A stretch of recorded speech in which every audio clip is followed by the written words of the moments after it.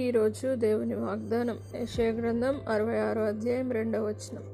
ఎవడు దీనుడై నలిగిన హృదయము గలవాడై నా మాట విని వణుకుచుండునో వానినే నేను దృష్టి ఉంచి ఉన్నాను. నా ప్రియ సహోదర సహోదరులారా, దేవుని వాగ్దానం సెలవిస్తూ ఉన్నది, దీనత్వమును మనం కలిగి జీవించినట్లయితే, నలిగిన హృదయం కలిగి జీవించినట్లయితే, ఆయన మాట వినినట్లయితే, వణికినట్లయితే తప్పక దేవుని వాగ్దానం సెలవిస్తూ ఉన్నది, వానినే నేను దృష్టించుచున్నాను అని దేవుడు సెలవిస్తూ ఉన్నాడు. మనము దీన మనస్సు కలిగి జీవించాలి.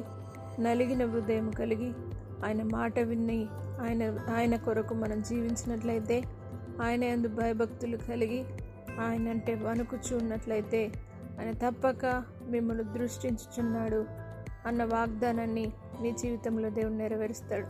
ఈ వాగ్దానము మీ జీవితంలో దేవుడు నెరవేర్చి, మీ జీవితంలో ప్రతి విషయంలో దేవుడు మిమ్మలను దృష్టి ఉంచి, మీ పైన దృష్టి ఉంచి మిమ్మల్ని కాపాడి మీ జీవితంలో మేలు చేయునుగాక. ప్రార్థన. పరిశుద్ధుడా, నమ్మదగిన దేవా, ఎవడు దీనుడై నలిగిన హృదయం కలిగి నా మాట విని వణుకుచుంటాడో వానిని నేను దృష్టించుచున్నాను అని వాక్కు సెలవిచ్చిన విధంగా ప్రతి ఒక్కరిపైన నీ దృష్టి ఉంచండి.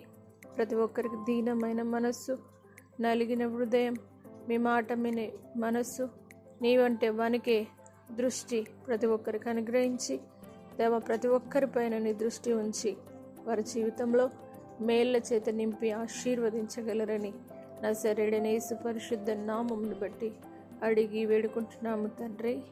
ఆమేన్. దేవుడు మిమ్మను దీవించునుగాక.